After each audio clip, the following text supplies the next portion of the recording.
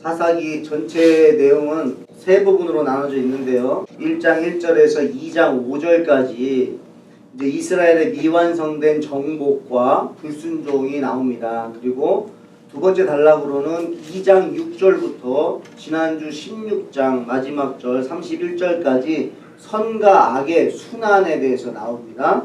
그리고 오늘 본문부터 세 번째 단락으로 17장 1절에서 21장 25절까지 이제 왕이 없는 무정부 시대죠. 왕이 없다.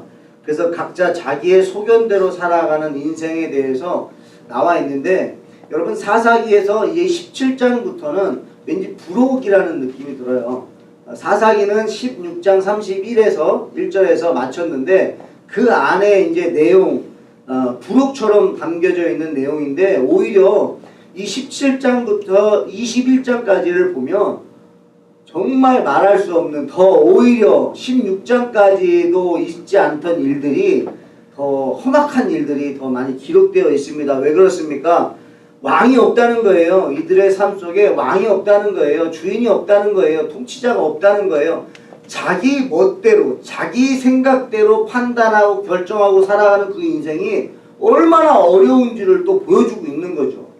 그래서 여러분, 저희들이 하나님을 믿는다는 거 여러분 너무 감사하고 기적이고 행복한 일입니다. 그러니까 성령님이 우리 안에 계시다는 것을 믿는 것이 얼마나 행복하냐. 우리는 실수하고 또 낙심도 하고 잘못도 하지만 그럼에도 불구하고 우리 안에 무슨 믿음이 있어요? 성령님이 내 삶을 인도한다는 믿음이 있으니까, 그러니까 살아가는 거 아니겠습니까? 아무리 내 환경이 어렵다 할지라도 내 안에 믿음이 있으면 이겨나갈 수 있는 힘을 주시는 줄 믿으시기 바랍니다. 그러니까 내가 어렵고 힘들다, 그것을 많이 느낀다, 요즘 따라 그것을 더 많이 느낀다, 그러면 우리 안에 하나님을 믿는 그 믿음의 생각들이 많이 떠나갔구나. 말씀을 많이 기억하지 못한다든지, 요즘 찬양을 많이 못 부르신다든지, 이게 하나님과의 관계를 점검해 보셔야 된다는 거죠. 하나님하고 가까우시면 근심 걱정들이요 나도 모르게 떠나갑니다. 믿으시기 바라요. 이게 그냥 언어적인 말이 아니라 정말로 하나님을 믿고 그분이 살아계심을 믿고 그분이 나를 사랑하는 걸 믿고 그분이 내 인생을 위해서 이미 천국까지 예비하신 그분께서 내일도 모레도 1년 후도 5년 후도 10년 후도 다 계획하신 걸 믿을 때에 우리 안에 소망이 생기고 그로 인한 그 새 힘으로 오늘도 살아갈 수 있을 줄 믿습니다. 그래서 주님을 앙망하는 자에게는 무엇을 주신다고요? 새 힘을 주시는 거예요. 독수리가 날개침 같은 새 힘을 주시는 줄 믿으시기 바랍니다. 여러분, 질문하겠습니다. 여러분은 지금 무엇을 원하고 계십니까? 여러분은 지금 무엇을 원하고 계십니까? 성경에 보면 예수님께서 질문을 하세요. 너가 너에게 무엇 해주길 원하느냐? 너가 지금 무엇을 원하느냐? 이 질문이 성경에 나와 있습니다. 예수께서 돌이켜 그 따르는 것을 보시고 물어 이르시되 무엇을 구하느냐 이르되 라삐어 어디 계시오니까 하니, 이 말씀은 세례 요한의 제자들이 예수님을 보고요, 세례 요한이 이렇게 얘기하는 거예요. 보라 하나님의 어린 양이로다 그랬더니 제자 둘이 예수님을 따릅니다. 세례 요한을 따랐던 제자가요 이제 예수님을 따라가는 거예요. 그러니까 뭔가 다른 변화가 일어났지 않습니까? 거기에 대고 예수님이 질문하는 거예요. 너 뭘 원해서 날 따라오냐 이거죠. 세례 요한과 같이 있던 그 두 제자에게 예수님이 질문하는 거예요. 너 뭘 원해서 나를 따라오느냐. 너무 중요한 거예요. 여러분에게 예수님이 물어본다면 여러분들은 뭘 원해서 예수님을 따른다라고 말씀하시겠어요? 주님, 저는 이것을 원합니다 라고 말하는 것이 있어야 되는데, 그것이 뭐냐는 거예요. 그것이 무엇이냐에 따라서 우리의 인생은 너무나 달라집니다. 내가 지금 예수님에게 원하는 것이 세상적인 것입니까? 아니면 영적인 것입니까? 하나님의 나라입니까? 아니면 이 땅의 나의 나라입니까? 아니면 나의 육신을 위한 것입니까? 아니면 영을 위한 것입니까? 여러분, 예수님을 따를 때 예수님이 질문하시는 거예요. 너 왜 나를 따르니? 너 왜 나를 믿니? 너 왜 나를 좋아하니? 모든 질문 속에서 여러분들이 대답할 수 있는 것을 준비하셨으면 좋겠어요. 여러분, 질문이 중요합니다. 질문이 좋으면 대답도 좋아요.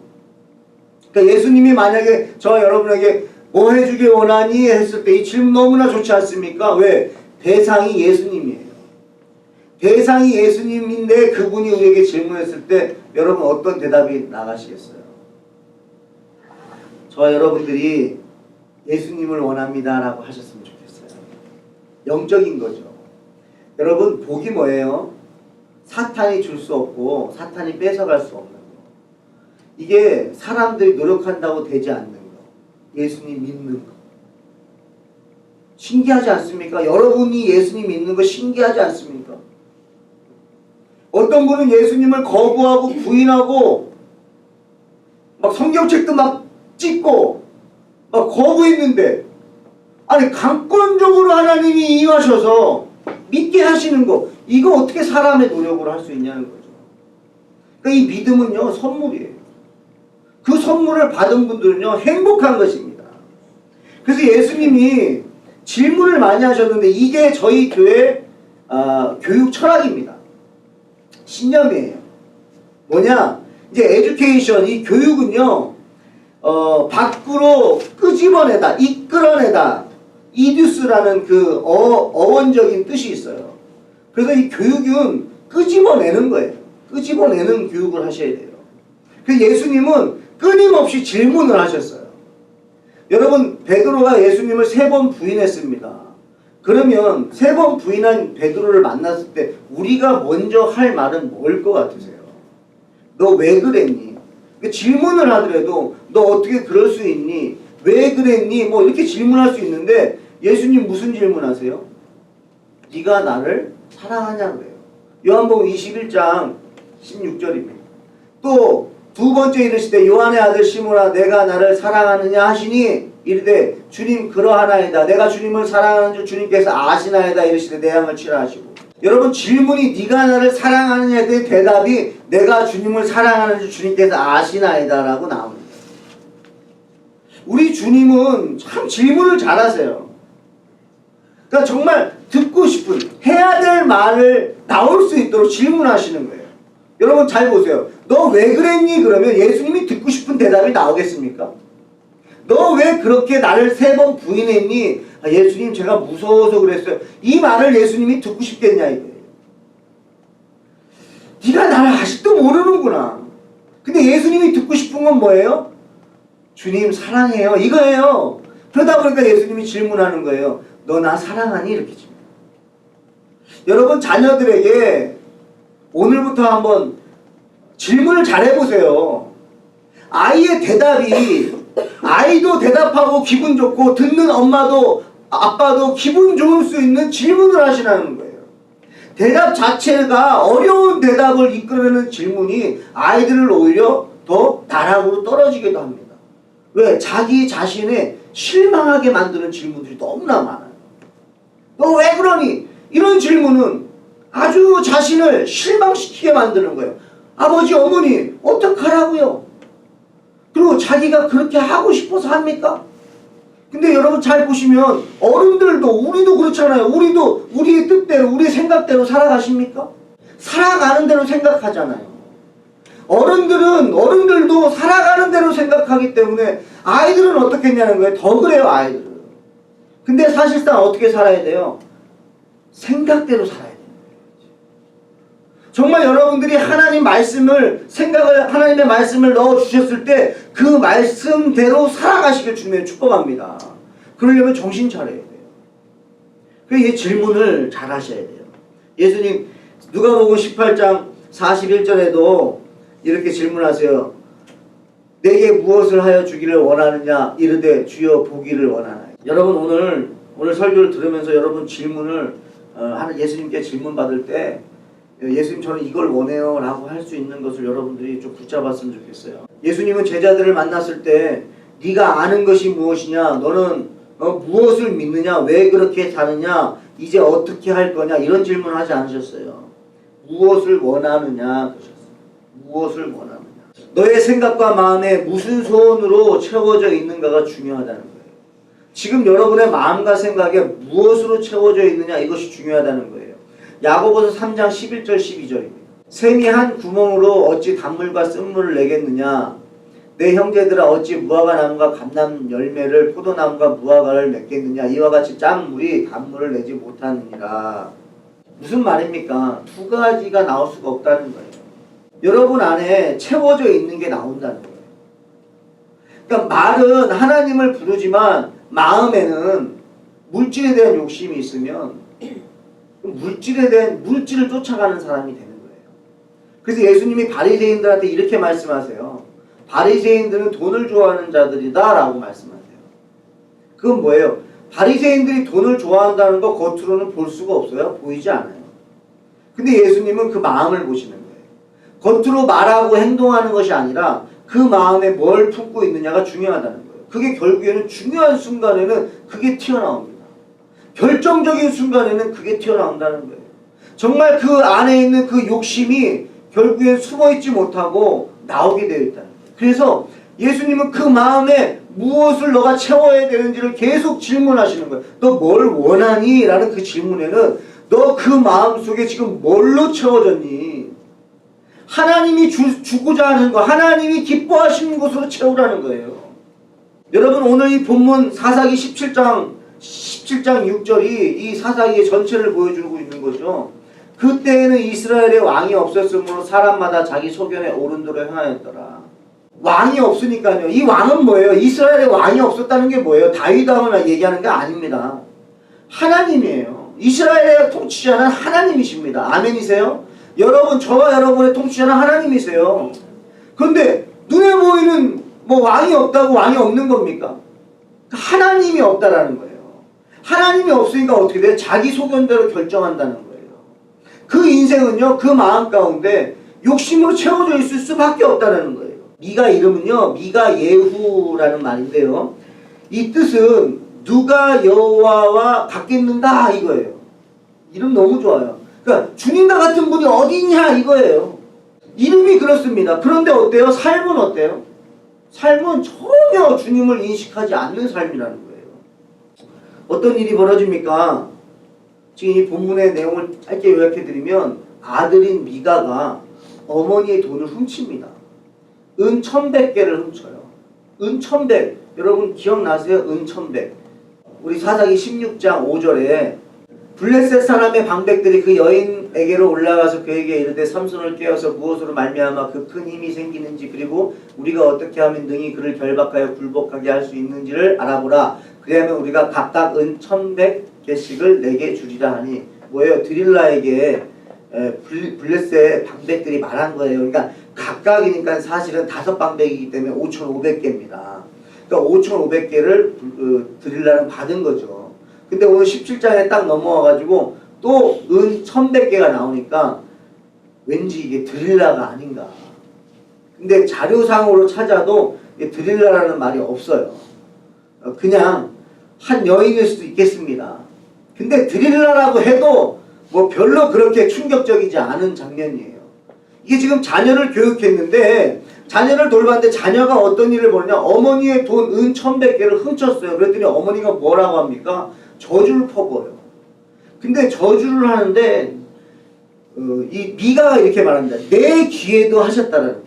왠지 뉘앙스가 어머니가 내 아들 이 미가가 가져간 것 같다라는 것까지 짐작한 것 같아요. 그렇지 않고서요. 왜 아들 귀에다 대고 저주를 하겠어요. 근데 그 저주의 내용을 듣고 난 다음에 이 미가는 찔린 거예요. 야 이거 큰일 났다. 이거 그래도 이게 참 그래도 신기합니다. 이게 이방 신을 섬겨서 그럴 수도 있지만요. 그래도 저주는 다들 겁내하는 것 같아요. 그러니까 어떻게 합니까? 미가가 어머니 아유 돈 여기 있습니다. 그리고 어머니한테 드리는 장면이에요. 여러분이라면 내 자녀가 어머니의 아버지의 돈을 훔쳐갔어요. 그것도 은 1100개예요. 이거는 어마어마한 숫자입니다. 여기서 이제 레위인이 나오는데 제사장으로 이 가정의 제사장으로 세우는데 미가가 이렇게 말합니다. 은 10개를 준다는 거예요. 10개를 주겠다는 거예요. 1년에. 그러니까 이건 근데 1100개를 훔쳐갔으니 어마어마한 돈을 훔쳐간 거예요. 뭐 전 재산을 훔쳐간 건지 아니면 일부분을 훔쳐간 건지 아들이 그렇게 훔쳐가고 갖고 왔어요. 여러분이면 자녀한테 어떻게 하시겠어요? 뭔가 거기서 가르침이 들어가야 되는 거 아닙니까? 근데 이 본문에서는 가르침이 전혀 안 나와요. 그냥 이렇게 말하는 거예요. 본문에서는 복을 빌어줘요. 어머니가 이르되 내 아들이 여호와께 복받기를 원하노라 그래요. 아니 돈을 갖고 왔더니요 바로 어머니가 말을 바꾸세요.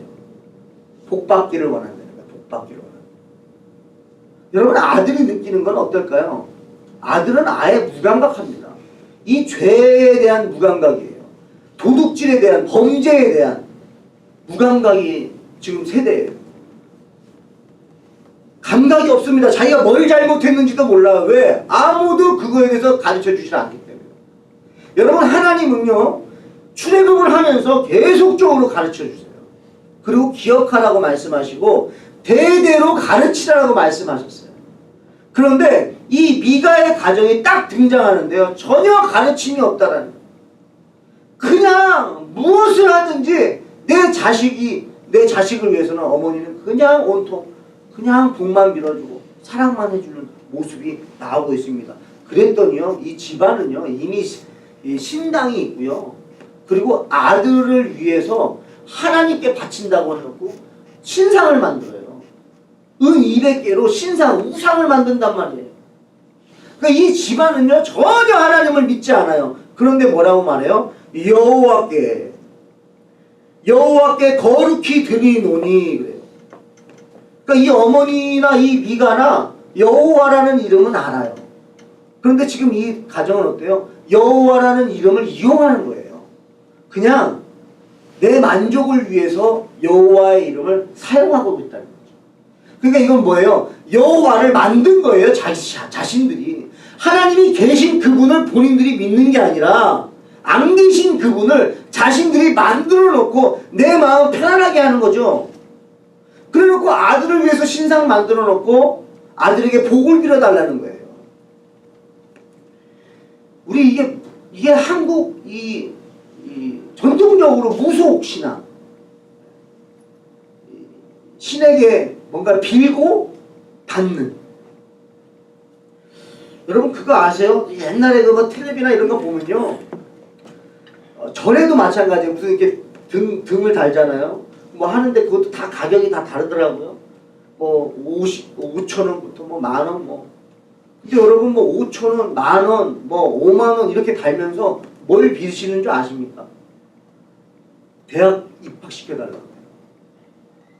그리고 이번에 집 장만하게 해달라고. 여러분 대학 입학은요 자식이 공부해야 가는 거예요. 자식이 공부를 안 하는데 그냥 뭐 5만원 10만원 어디에다가 돈 들이고 내 아들 합격시켜 주세요 이러면 합격합니까? 여러분 하나님 나에게 집 주세요 그러면 그냥 집이 떨어집니까? 일을 해가지고 돈을 벌어야죠. 자신의 자리에서 성실하게 일하는 모습도 있어야죠. 거기에 하나님이 역사하시는 게 있잖아요. 여러분 하나님께서 애굽에서 출애굽을 시키실 때에 이스라엘 백성들요 얼마나 그 힘들게 광야를 가게 하십니까? 하나님은요 능력이 없는 분이 아니세요. 능력 있는 분이세요. 그냥 다 해결해 주실 수도 있으세요. 그냥 에덴 동산 또 만드시고 거기에 넣어 주실 수도 있는 분이에요. 근데 하나님 그렇게 안 하셨다는 거예요. 하나님은 그들이 해야 될 것은 그들이 하게 하셨어요. 그러면서 훈련을 시키세요. 이 세상적인 욕심에 욕망에 거저 얻는 거 공짜 좋아하는 그런 것들 다 없애버린다는 거예요. 그리고 성실하게 살아가도록 그래서 성실하게 하나님을 믿고 의지하고 하나님에게 무슨 도깨비 방망이처럼이 아니라 하나님과 살아가는 것을 가르쳤다는 거죠. 하나님은 그걸 원하시는 거죠. 근데 이 가정은 그게 없었다는 거예요. 자녀 교육이 전혀 안 돼 있습니다. 왜 그래요? 어머니 자체가 하나님에 대한 그 신앙이 없어요. 그러면 여러분 저희들이 저는 이 본문 보면서 이 시대에 어머니들이 다 읽었으면 좋겠어요. 이거 보면 되게 충격이거든요. 이 본문 자체가 읽자마자 충격이에요. 어떻게 아들이 돈을 훔쳐갔는데 그 돈 훔쳐간 것 때문에 저주하고 또 엄마 저 돈 여기 있어요. 훔쳐갔던 돈 다시 갖고 오니까 또 금방 또 복 내려주고. 왜? 내 아들한테 또 이 저주가 임하면 안 되니까 또 다시 복으로 바꿔버리는 거죠. 여러분 이 엄마는요 거의 신적인 존재예요.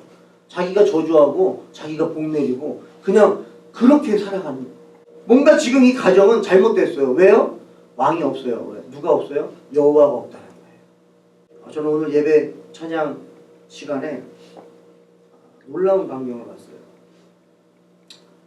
아들은 앞에서 기타 치면서 울고, 엄마는 앞에서 울고, 오늘따라 혜리는 막 찬양을 더 막 목소리 높여서 하고 점점점 성장하는 모습이 보이고, 또 아빠는 저기서 또 색스폰으로, 베이스로 어떻게든지 하나님을 찬양하는 이 모습을 사면에서 제가 보면서 우리 민재가 울면서 예배해요. 울면서. 근데 울 수밖에 없겠더라고요. 엄마가 밤낮으로 우는데 아들이 안 울면 아들도 그 감정이 있는데, 여러분 그대로 카피가 돼요.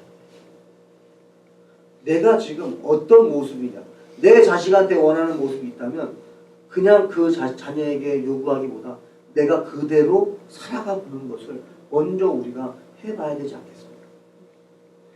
우리 예수님의 어린 시절을 한번 보겠습니다. 누가복음 2장 52절이에요. 예수는 지혜와 키가 자라나며 하나님과 사람에게 더욱 사랑스러워 가시더라. 상담학을 공부하고 이 본문을 만났을 때 제가 놀랐어요. 상담학 한 과목에서 배운 것이 바로 심신환영이라는 말이에요. 심신환영. 심신환영. 이건 뭐예요? 마음, 건강, 사람과의 관계, 하나님과의 관계. 그런데 예수님의 어린 시절을 봤더니 예수는 지혜와 키가 자라나며 하나님과 사람에게 더욱 사랑스러워 가시더라. 이 심신환영이 골고루 자라나셨다는 거예요. 자녀를 양육하실 때에, 또 내 자신을 하나님 앞에서 비춰볼 때에 이 네 가지를 점검해 보실 필요가 있어요.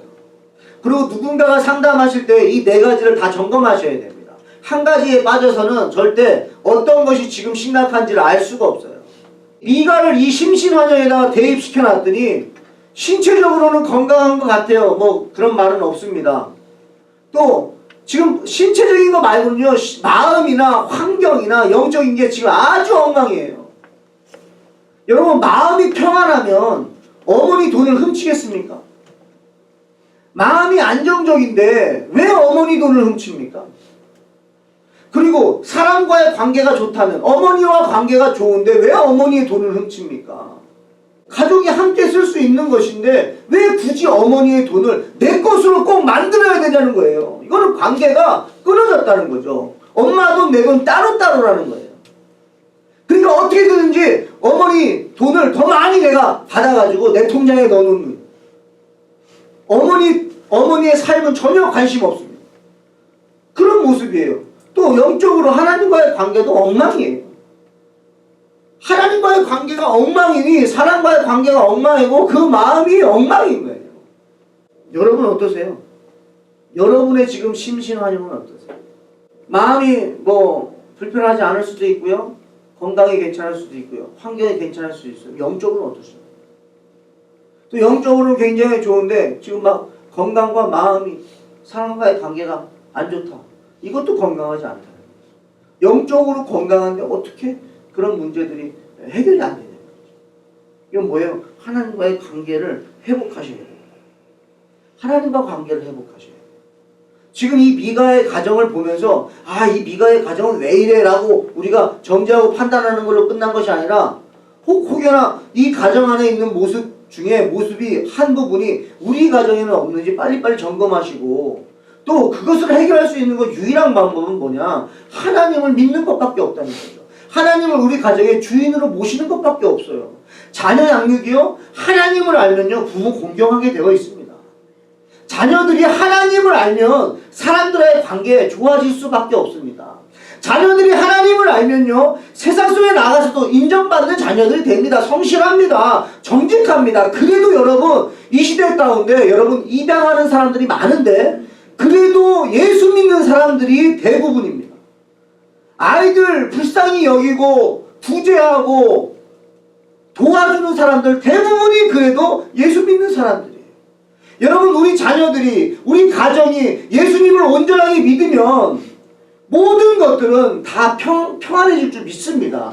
시간이 걸리겠죠. 왜? 지금까지 엉망인 삶이었으니까. 그럼 또 왜 엉망이었느냐? 이건 사탄이 역사한 거죠. 예수 믿는 분들은요 사탄이 어딜 못 데려가요. 지옥을 못 데려가요. 그리고 예수 믿는 분들은 절대 못 가는 데가 있어요. 지옥이에요. 예수를 믿으면 절대 못 가요. 왜요? 예수님이 우리의 변호사 되시고 예수님이 직접 재판장이 되셔서 판결을 내리시기 때문에 절대 우리를 지옥에 못 보내십니다. 예수를 믿으면. 그러다 보니까 사탄이 그러면 포기하느냐? 안 포기한다는 거죠. 그러면 사탄이 하는 게 뭐예요? 예수 믿는 사람들 왜 아직까지 공격하느냐? 지옥은 못 데려가도 내가 이 땅에서 망가뜨리겠다는 거예요. 이 땅에서 망가진 인생 살아라 이거예요. 그걸 보시는 아버지가 얼마나 고통스럽겠냐는 거예요. 어머니의 사랑을 보면 그렇지 않습니까? 어머니는 자식이 밥을 안 먹고 굶는다 그러면요, 어머니는 막 고통스러워하세요. 와이프랑 어머니랑 다른 점이 그렇다 하더라고요. 와이프는 남편이 밥 안 먹는다 그러면 그냥 먹지 말라 그러대요. 그래도 먹어 하다가도 안 먹어도 된대요. 근데 여러분 어릴 때 한번 생각해 보세요. 밥 안 먹는다 그러면 엄마가 장난감 사줄게, 밥 먹어, 용돈 줄게, 밥 먹어. 여러분 돈 줘가면서 밥 먹이는 사람이 어디 있습니까? 어머니밖에 없어요. 그처럼 자녀가 어렵고 굶주려 있는 거를 어머니가 견디질 못해요. 자녀들은 한 끼 정도 굶어도 괜찮아요. 자기들이 괜찮다는데 어머니가 못 견디는 거예요. 그러니 하나님은 얼마나 못 견디시겠어요? 여러분들이 어렵게 지내는 걸 보시면 하나님은 얼마나 괴로우시겠냐는 거예요. 여러분 출애굽 광야의 40년 이 이스라엘 백성도 고통스러웠지만 하나님은 얼마나 고통스러웠겠냐는 거예요. 그 죄성을 끊어내기 위해서 하나님은 그걸 보고 계시는 하나님은 얼마나 고통스러웠겠냐는 거예요. 여러분 저희들이 지금 막 이 죄성을 끊어내는 것 때문에 고통스러우세요? 하나님이 보실 때는 얼마나 고통스럽겠냐는 거예요. 자녀가 밥 한 끼 안 먹는 것 때문에 어머니는 그것 때문에 고통스러워하는데 하나님이 보실 때 우리를 보면서 얼마나 고통스러워하겠습니까? 근데 하나님은요 그걸 참으세요. 하나님이 고통스러워도요 우리가 건강해지게 하기 위해서 하나님은 참으신다는 거예요. 근데 이 시대의 어머니들 아버지들이 뭘 못 참아요? 자기를 못 참는 거예요. 그래서 자녀에게 무슨 문제가 오기 전에 자신이 어려우니까 그걸 보기가 어려우니까 다 문제를 해결해 주다 보니까 어떻게 됩니까? 자녀들이 이렇게 미가처럼 자라날 수 있겠다라는 것입니다. 조금 어렵더라도 자녀들이 여러분 절대 죽지 않습니다. 자녀들 건강합니다. 자녀들요 하나님이 가만두지 않았습니다. 걱정하지 마세요. 자녀들 하나님이 책임집니다. 그러나 그걸 보면서도 부모들은요 견딜 수 있는 훈련을 하셔야 돼요. 그러면서 하나님 마음이 어떠실까도 느껴보실 수 있어야 돼요. 해주고 싶은 거 다 해주는 것이 사랑인가? 그거 아니라는 걸 하나님을 통해서 배우시길 주님으로 축복합니다. 하나님은 그냥 다 해주지 않으셨어요. 하나님은 우리를 하나님의 형상으로 만들기 위해서 노력하신 거예요. 저와 여러분들이 하나님의 형상으로 회복되기 위해서 조금의 어려움들이 있다 할지라도 하나님이 그걸 보고 계시는 하나님은 더 힘들어한다는 걸 기억하시고 여러분 믿음으로 하나님 이 상황도 하나님께서 이미 모든 것 계획하신 줄 믿사오니 하나님 나에게 믿음을 주셔서 자녀를 보면서도 하나님 가르칠 것을 가르칠 수 있는 엄마가 아버지가 될 수 있도록 하나님 인도해 주시고 또 하나님 자녀를 보면서 하나님께서 책임지고 역사하실 것을 믿는 믿음도 부모에게 주시고 또 나의 그 믿음으로 하나님께서 나를 그렇게 통치하고 계시고 돌보신다는 걸 믿음으로 저와 여러분들이 오늘을 기쁨으로 살아가시고 내일의 소망을 가지고 후회 없이 살아가시길 주님의 축복합니다. 기도하겠습니다. 하나님 27장에 들어와서 한 가정을 보여주셨습니다. 하나님 이 가정을 보면서 하나님 저희가 저희의 모습을 보길 원하고 아버지 저희들이 정말 하나님을 왕으로 모시고 있는지 예수님을 우리 가정의 주인으로 모시고 있는지 내 인생의 주인으로 예수님을 모시고 있는지 나는 예수님에게 무엇을 원하고 있는지 내 마음의 소원은 영적인 것인지 육적인 것인지 하나님 분별하게 해주시고 하나님을 아버지 예배할 때에 뭔가를 요구하기 위한 수단이 아니라 하나님 자체를 경배하고 하나님 자체를 신뢰하고 또 감사함으로 하나님 저희들 예배할 수 있도록 주님 은혜 내려 주시옵소서. 우리 성도들의 가정마다 아버지 하나님의 통치가 임하길 원하고 각 가정마다 하나님의 인도하심이 있기를 원하고 또 우리 자녀들이 하나님을 먼저 알고 하나님의 사랑을 알고 또 하나님의 그 은혜 가운데에서 부모를 공경하고 또 이웃과 아버지 관계를 잘 맺고 또 마음과 건강 육체적으로 건강하게 우리 자녀들 자라날 수 있도록 성령님 역사해 주시옵소서. 역사하실 주님을 기대하며 예수님 이름으로 축복하며 기도합니다. 아멘.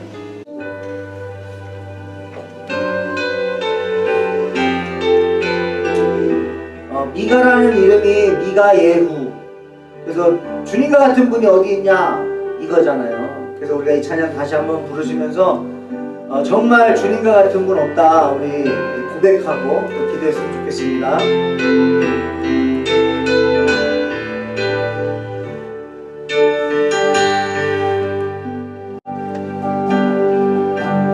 주님과 같이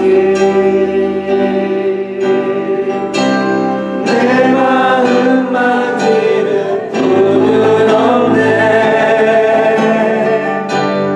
오랜 세월 찾아 나날하네. 내게 주밖에 없네. 주님과 같이 주님과 같이 내 마음 만지는 분은 없네. 오랜 세월 찾아 나날하네. 내게 주밖에 없네. 주잡이 강같이 흐르고 주 손길 치료하네.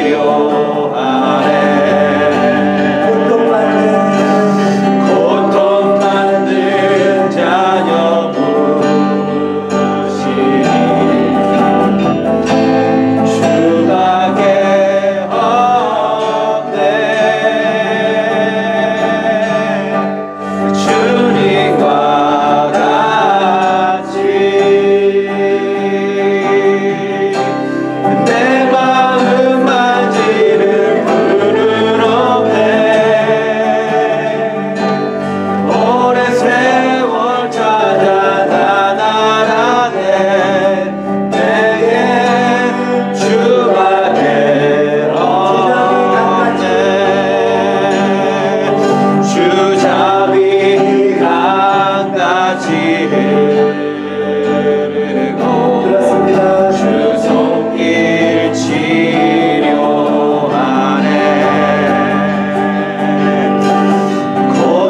고통받는 자녀 부르시니 주밖에 없네. 주님과 같이 내 마음 만지는 분은 없네. 오랜 세월 찾아 나날하네. 내게 주밖에 없네. 우리 이 시간 기도할 때에 미가에게 잘못된 습관이 있었고 어머니에게도 잘못된 습관이 있었는데 혹여나 나에게 나도 의도하지 않았지만 그냥 답습했던 그냥 배워졌던 것들 그러나 고쳐야 될 습관들이 있다면 영적으로 우리가 하나님하고 멀어지는 습관이 있다면 이 시간 고쳐달라고 지금 기도하시고 또 우리 자녀들 우리의 마음 위로해달라고 몰라서 그렇습니다. 아버지 지금 다들 마음이 다 아픈데 상처고 조급하고 그 마음 가운데 평안함을 주시고, 그래서 우리 미가가 얼마나 불안했으면 어머니 돈을 훔치고 얼마나 자신의 욕망에 사로잡혔으면 그렇게 살았을까. 아버지, 우리 자녀들의 마음 가운데 평안함을 허락해달라고, 또 내 마음 가운데 평안함 허락해달라고 우리 함께 기도합니다. 주여 하나님 아버지, 우리의 삶 속에, 내 삶 속에 아버지 습관적으로 잘못된 아버지 습관이 있습니까? 아버지, 하나님을 혹여나 그냥 내 소원 들었던 그냥 우상처럼 섬겼던 습관이 있다면 하나님 고쳐주시고, 아버지 하나님을 온전히 믿고 하나님 존재만으로도 만족하며 하나님을 사랑하는, 아버지 정말 하나님을 경배하는 아버지 하나님의 자녀의 삶을 살아갈 수 있도록 하나님 역사해 주시옵소서. 생각하는 습관, 아버지 말하는 습관, 아버지 행동하는 습관, 아버지 정말 영적으로 다 고쳐주시고, 아버지 특별히 마음에 아버지 조급함이 있고 상처가 있고 아버지 아픔이 있다고 한다면, 욕심으로 가득 채워져 있다면 하나님 아버지 그 마음을 주여 살펴주시옵소서. 아버지 평안함을 허락해 주시옵소서. 특별히 우리 자녀들 아버지 마음에 평안함을 주시옵소서. 조급함이 사라지게 해 주시옵소서. 아버지 걱정하지 않게 하시고 근심하지 않게 하시고, 아버지 하나님을 믿는 믿음으로 아버지 우리 자녀들 평안하게 아버지 심신하여 아버지 마음이 평안하고 아버지 육체적으로 건강하고 아버지 사랑 가운데 관계도 아버지 건강한 관계를 이루게 하시고, 아버지 하나님과의 관계가 아버지 더욱더 돈독하여서 아버지 하나님하고 소통하며 아버지 동행하는 삶을 살 수 있도록 하나님 역사에 주시옵소서. 아버지 역사에 주시옵소서. 믿음을 허락해 주시옵소서. 아버지 믿음을 허락해 주시옵소서. 아버지 역사에 주시옵소서. 하나님 우리에게 믿음을 주시옵소서. 하나님을 믿는 믿음을 주시옵소서. 하나님이 어떤 분인지를 정확하게 알게 하여 주시옵소서. 하나님은 창조주시고 영원하시고 변하지 않으시고 전지전능하시고 아버지 우리를 사랑하시는 분인 것을 아버지 그분을 믿게 하여 주셔서 아버지 조급함이 떠나가게 하시고, 아버지 마음의 욕심과 욕망과 자아와 욕망이 다 떠나가게 하시고, 아버지 오직 예수 그리스도로 만족하며 예수님과 함께 동행하며 아버지 예수님 안에 나오는 기쁨을 누리고 주님이 주시는 것만 받아 누리며 살아갈 수 있는 복도 허락하여 주시옵소서. 아버지 정말 출애굽 당시에 아버지 음식을 더 챙겨놓는다면 마음이 평안하겠지만 아버지 더 평안한 것은 하나님께서 우리에게 일용할 양식을 주신다는 걸 믿으면 더 평안한 줄 믿습니다. 아버지 우리의 기업 되시는 여호와 하나님으로 만족하며 살아가는 성도들 될 수 있도록 아버지 모든 가정마다 아버지 하나님이 주인 되시고 하나님이 통치하시고 하나님이 인도하시고 하나님이 계획하시고 하나님이 성취하시는 하나님이 가장 되어 주셔서 아버지 주인 되어 주셔서 인도하는 아버지 그런 가정들이 될 수 있도록 아버지 그 복을 누리는 가정들 될 수 있도록 복 내려 주시옵소서. 아멘. 역사하실 주님을 기대하며 예수님의 이름으로 기도합니다. 아멘.